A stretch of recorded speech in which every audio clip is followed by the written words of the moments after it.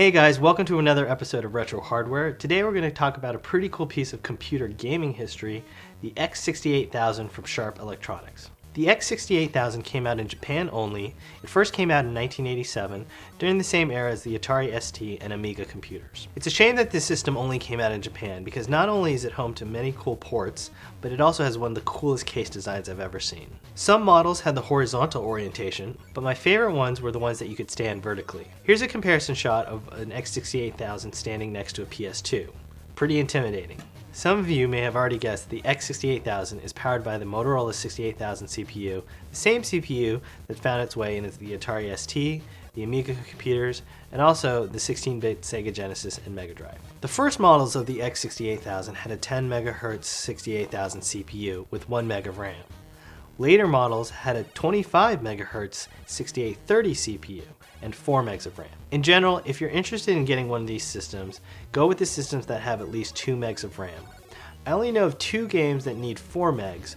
Those are Super Street Fighter 2 and a racing shooter called Maho Daisakusen. There are a couple cool features about the X68000 computers.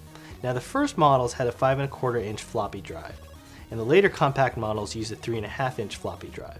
But what was cool about the floppy drives were that they were soft eject.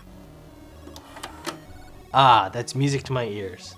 Speaking of music, the X68000 had a great top-of-the-line Yamaha YM2151 FM synthesizer, so you got great sound straight out of the box. However, if you wanted even more superior sound, you could get an optional expansion MIDI board. So here's a comparison of the stock X68000 sound with some MIDI-enhanced tunes. I think you'll recognize some of the tunes. They're pretty famous.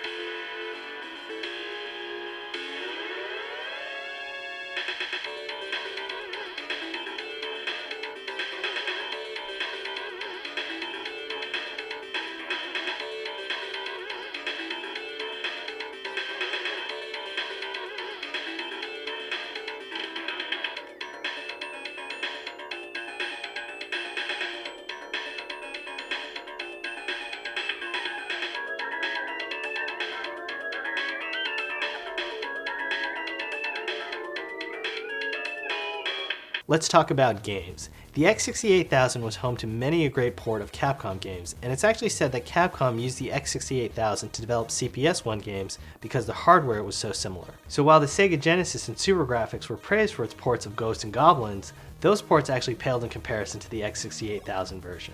Check it out.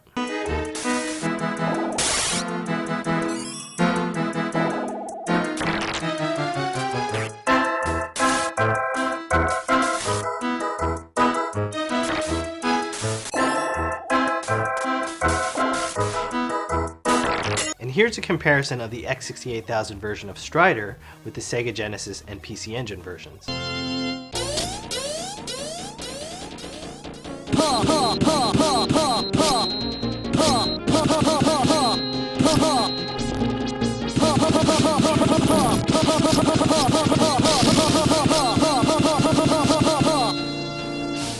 Even the Super Nintendo, which came out years later, couldn't even do a decent port of Final Fight. Final Fight was only one player for the Super Nintendo, and one of the characters you couldn't even select. Guy, he was my favorite one. Yes, I know later they released Final Fight Guy and you could finally play as Guy, but again, you could still only play one player. The Sega CD version, finally you could play 2 players at the same time, but again, with the Sega CD you had a limited color palette. Check out the best version, the X68000 version of Final Fight.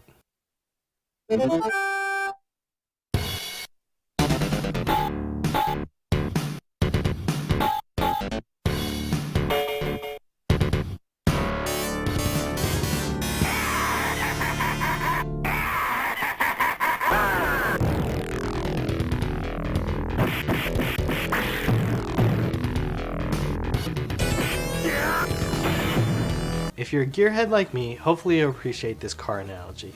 The X68000 reminds me of the cars like the NSX and S2000. Now these cars were well ahead of their time, and when they were released, they only received modest upgrades during their life cycle because they were so advanced. The same could be said of the X68000. When its first launch, it pretty much blew the competition out of the water. However, during the course of its lifespan, it only received a modest CPU bump in power, while the graphics and sound hardware remained the same. By the time of its demise, the X68000 no longer was far ahead of its competition, just up to par. One final cool thing I want to show you about the X68000 is its soft on-off switch up front. Now you have the main power switch in the back, but up front is this soft on-off power switch. So when you push this button, it gives the software time to close out and shut down, and also the system gives a nice fade to black. And on that note, we're going to slowly fade to black. Happy collecting, see you next time.